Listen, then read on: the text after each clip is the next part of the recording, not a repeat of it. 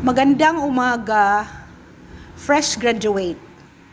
Be you a graduate of a second-year course or a 4-year course, balikan niyo po ang aking kauna-unahang video on how to ace an interview. Nasa baba po yan, nasa playlist ko, hanapin niyo po.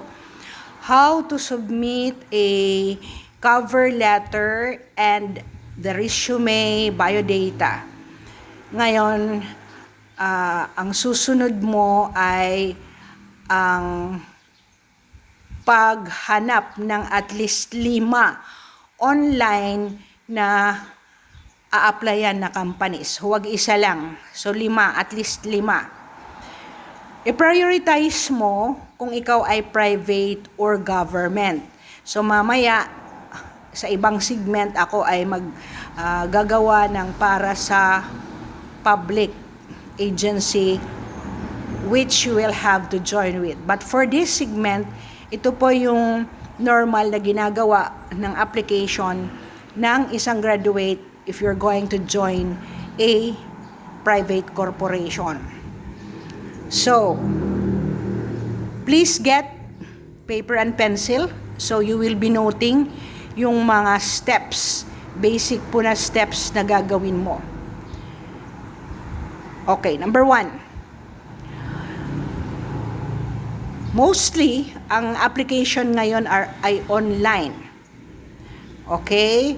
So, be it a private domestic corporation or private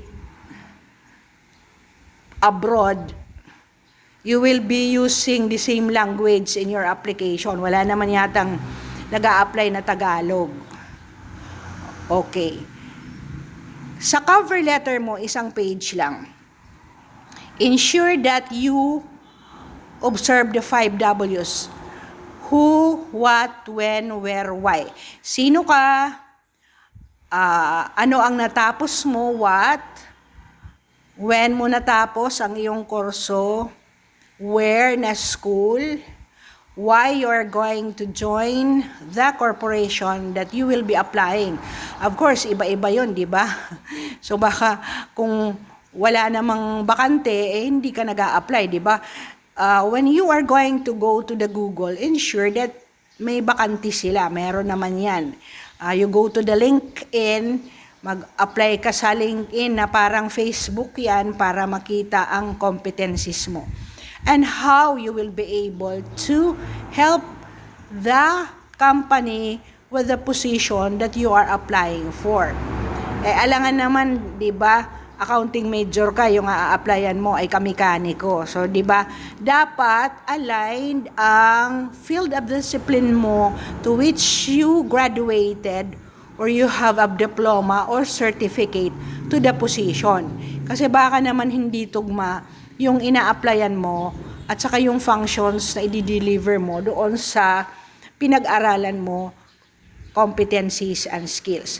I am sorry, you need to listen to the last part of this one. Wala naman sigurong nagsasucceed ng 3 minutes lang ang aking sasabihin.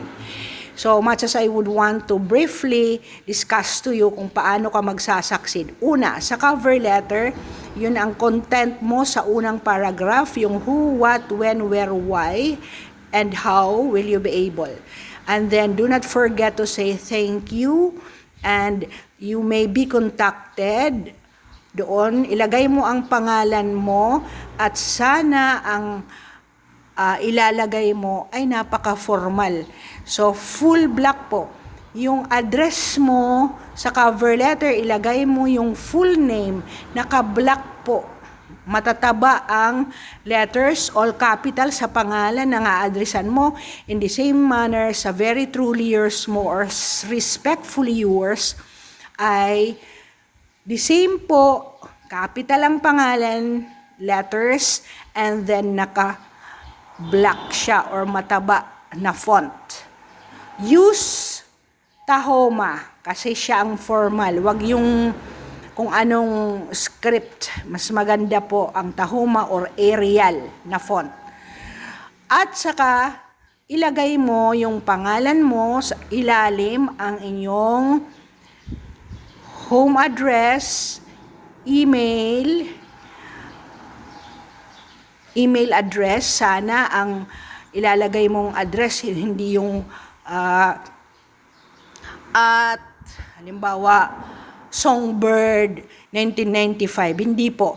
Kung gawa ka po ng email address mo, yun pong official, like maria.delacruz@gmail.com. Make it the name of which you are baptized or named in your birth certificate para madali ka pong identify at of course kung anong number ang ilalagay mo doon sa hulian. Make everything formal and then of course your telephone number. Okay? The next is, kung ikaw ay technical or vocational graduate, ang ilalagay mo na attachment usually ay biodata. Ngayon, kung ikaw naman ay 4-year college, resume. But of course, if you want, you can also use resume. Pero yun ang alam ko in my 40 years as an HR practitioner na ganun po ang ginagamit na mga format kung ikaw ay mag-a-apply. So, go to my next segment on paano po ba ang pag-elevate na sa, let us say, after 5 companies, ano ang gagawin mo. Thank you for watching to the last minute of this segment. Do subscribe, comment.